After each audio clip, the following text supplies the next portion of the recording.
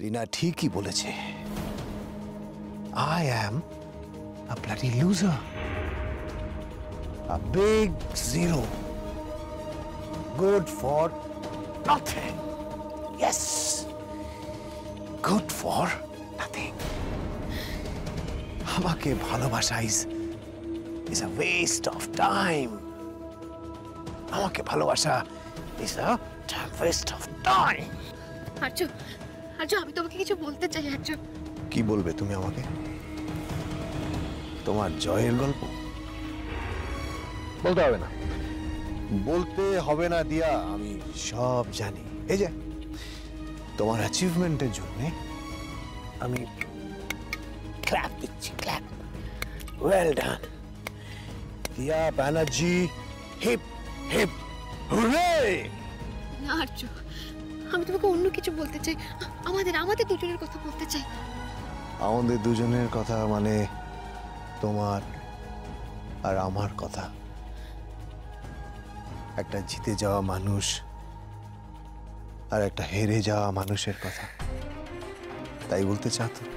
হ্যাঁ, তাই বলতে চাও তো? কেন শুনবো আমি তোমার কথা?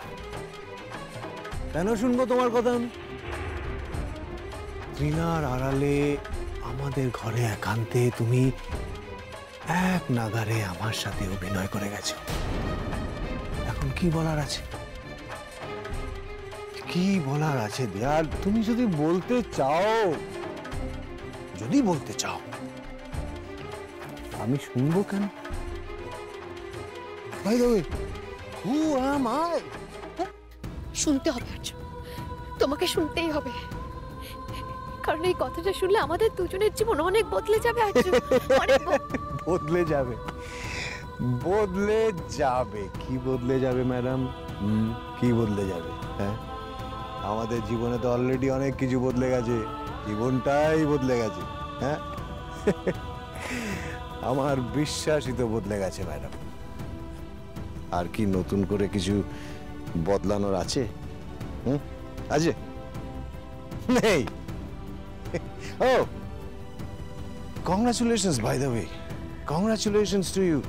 আজকে মায়াং ত্রিনার সাথে লড়াইটা আপনি জিতে ফেলেছেন। জিতে ফেলেছেন লড়াইটা, কিন্তু আমাকে হারিয়ে ফেললেন কিনা, that is not important. That is not important, not at all important.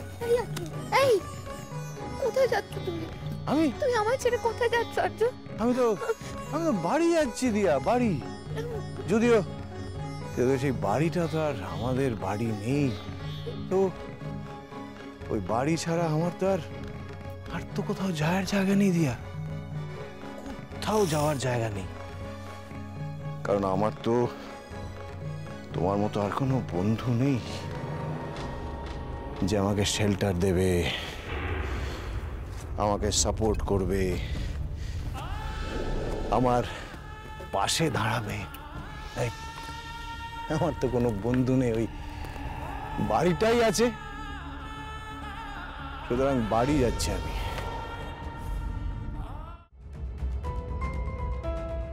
ইরশাদ কি দিলে এটা? আমি জেলের ভাত। হ্যাঁ, আমি শুধু একটা কথাই ভাবছি যে আজকে এই আনন্দের দিনে যদি বাবাকেও আমরা হসপিটাল থেকে সুস্থ করে আনতে পারতাম, তাহলে ডেফিনেটলি পারবো মেজদা ভাই, ডেফিনেটলি পারবো। কাল যদি আমরা দিয়াকে বাবার কাছে নিয়ে যাই আর আজকে যা যা ঘটেছে সেগুলো যদি সব বাবাকে বলি, তাহলে তুমি দেখবে দিয়াকে দেখতে পেয়ে আর এই সমস্ত ঘটনা শুনে বাবা রিকভার করতে শুরু করে দেবেন। আমার আর্য আর দিয়া এখনো আসছে না কেন? ওরা কোথায়? বৌমা বৌমা, তুমি এতটা উতলা হয়েও না, আসবে আসবে আসবে আসবে। ওদের একটু একা একা থাকতে দাও, ওরা নিজেরা নিজেদের মধ্যে একটু একা থাকুক না।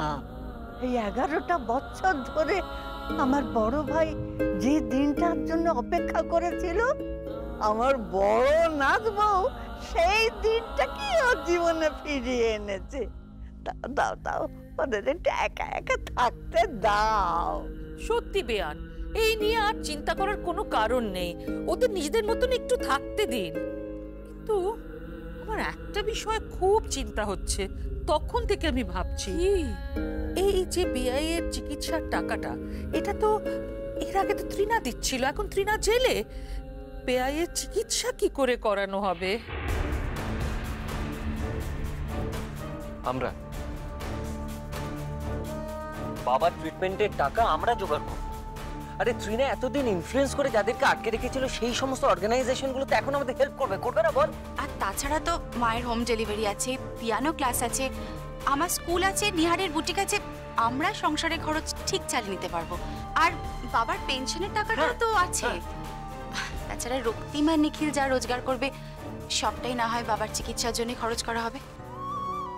সত্যি আমার বড় নাতবউ কি খেলটাই না দেখালো, ওবার ওবার করে যা অভিনয় করছিল আমরা তো ধরতেও পারিনি।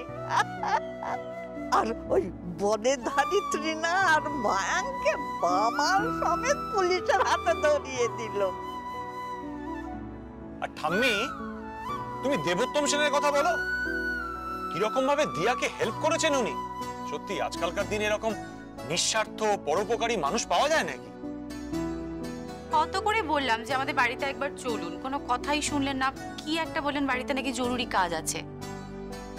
কিন্তু এটা স্বীকার করতেই হবে, ওই দেবোত্তম সেনের মধ্যে একটা ভীষণ অন্যরকম ব্যাপার আছে।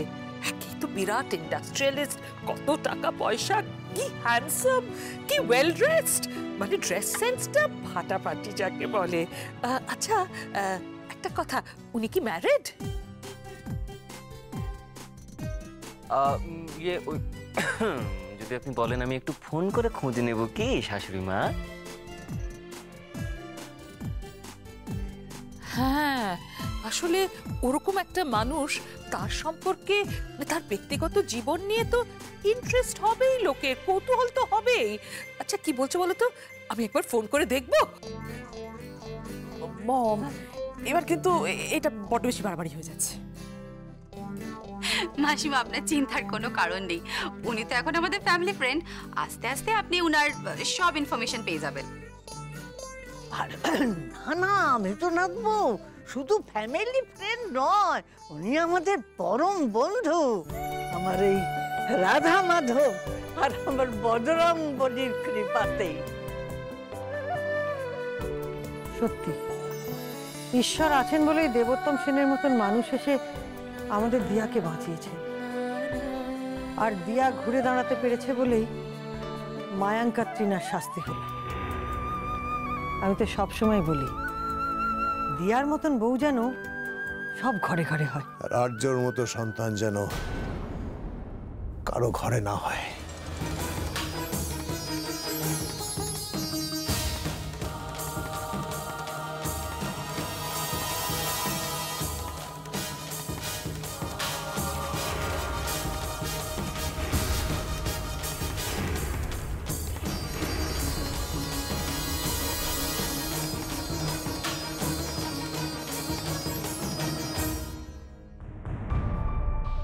ডোন্ট ওয়ারি বেটা, কাল সকালেই আমরা তোমার জামিনের ব্যবস্থা করব।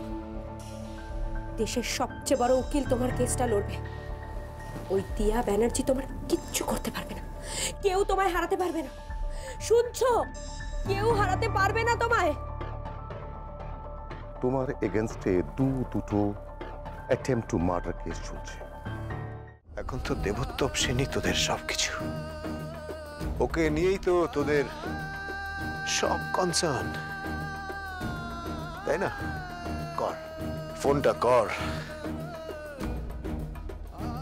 অন্তত সেই সুযোগে আমি দিহার কাছে পৌঁছতে তো পারবো।